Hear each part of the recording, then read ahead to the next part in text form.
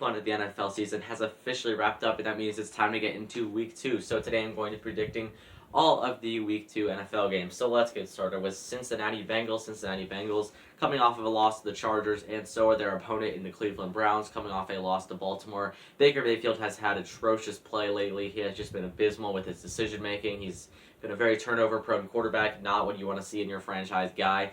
And they're going to be playing Cincinnati. They also have number 1 overall pick rookie Joe Burrow, who had a decent game. He did have a rushing touchdown, one of the best QB rushes that I've seen in a long time. And Cincinnati, I see no reason why they won't come out on top here due to the poor play of the Browns. The Browns got smoked. They only scored 6 points, which is just not enough in the previous week. And Cincinnati did have an offense. They had 2 touchdowns, and they're going to win this game very easily. It will be Cincinnati's game on Thursday night. Next game, we got the Giants against Chicago. Chicago just had their number 1 receiver, Allen Robinson, request a trade. He will be shipped out soon, I imagine. And their opponents, New York Giants, have a very stable roster at this point. They've locked up a lot of their guys. Evan Ingram, Sterling Shepard, Saquon Barkley, Daniel Jones. They all are in it for the long haul, I imagine. And I see no reason why they won't come on top too. Chicago, Mitch Trubisky has been bad lately. Also had some turnovers, had a few issues with those.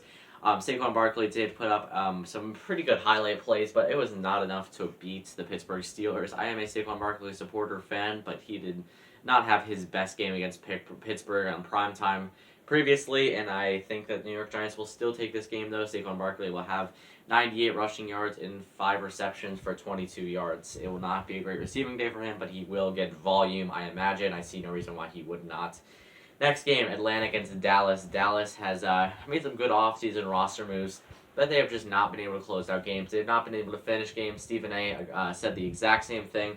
Their problem is that they just can't win games for some reason. They struggled with it last season. Super talented roster, but haven't been able to put together what they need to be able to be successful in this league. They're playing the Atlanta Falcons this week, who also have struggled with the exact same issue. They lost the previous week, and Dallas will win this one to make them 1-1, and Atlanta will go 0-2. Next game, we got Detroit against Green Bay. Green Bay showing that they still have good offense in them. Aaron Rodgers looking pretty sharp. Devontae Adams also had a very, very nice game, 41 fantasy points for all the fantasy football fans out there.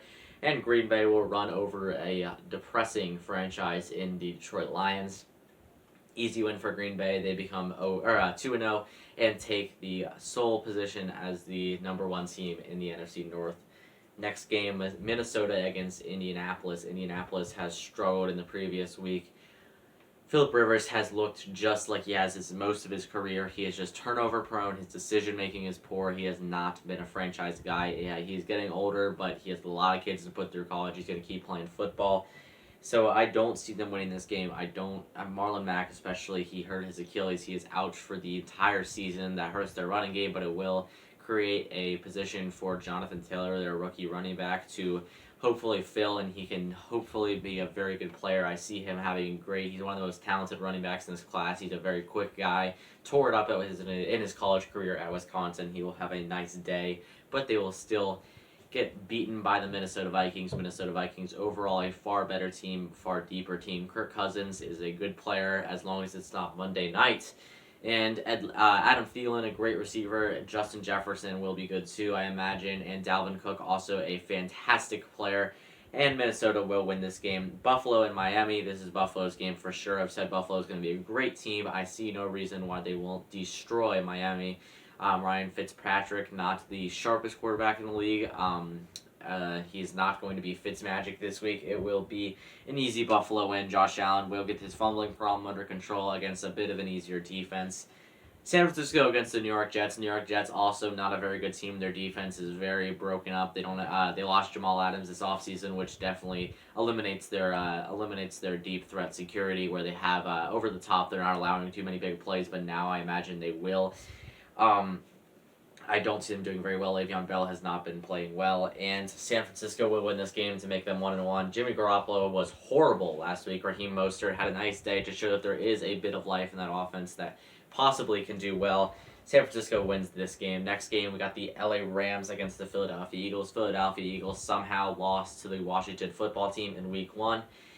They blew a lead, and Washington won by 10. This is going to be Philadelphia's game over the LA Rams. LA Rams will become 1-1, and so will the Philadelphia Eagles. Next game, Denver against Pittsburgh. Pittsburgh coming off a win to the New York Giants, and Denver lost the game to the Tennessee Titans. They had Derrick Henry just running the football down their throats. That's not how you want to start your year off.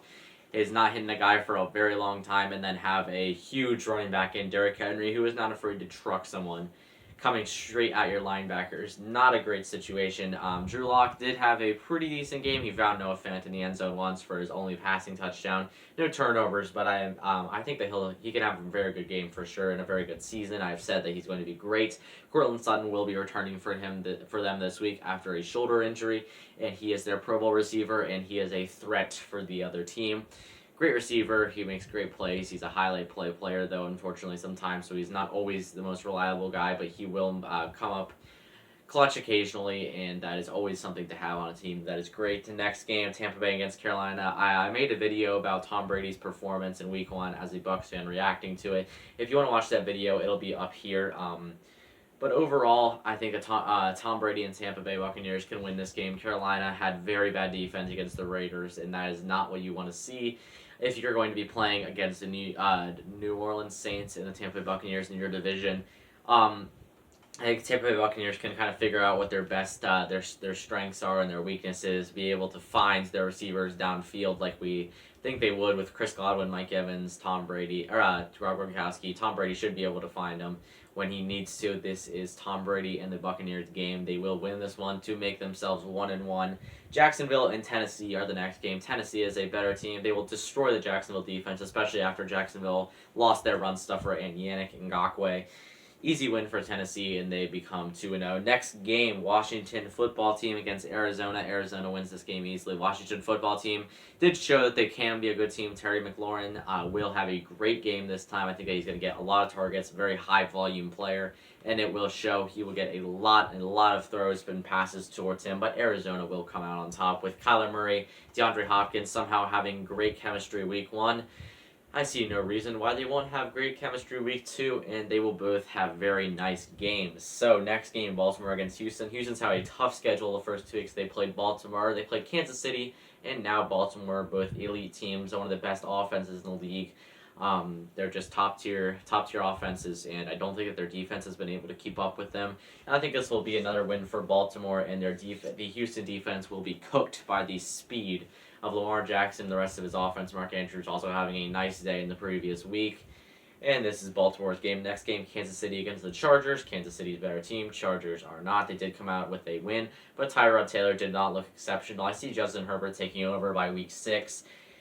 This is Kansas City's game, and they advance to 2-0 to take control of the AFC West. Next game, New England against Seattle.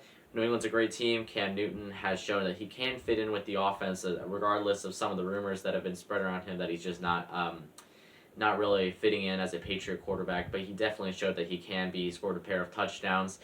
And they are going to lose this game still to a strong Seattle team. Seattle showed that they are a great team. DK Metcalf having a nice game outside of one drop. Tyler Lockett has great speed. He's a very versatile player. Russell Wilson looking great as he usually does. And Chris Carson with a couple of touchdowns. Seattle won last week against Atlanta. They will win this week too, and they will beat Seattle. Seattle will beat New England for sure. Next game, New Orleans against Las Vegas. This is the final game of Week 2.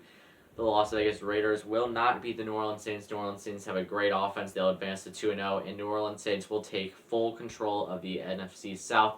Thanks for watching, guys. Comment down below if you have anything else to say. If you disagree, agree, or if there's a certain player that you feel some way about, just let me know down in the comment section. I like to see when you guys comment. It's so nice. And be sure to subscribe to the channel, and I will see you guys in the next one.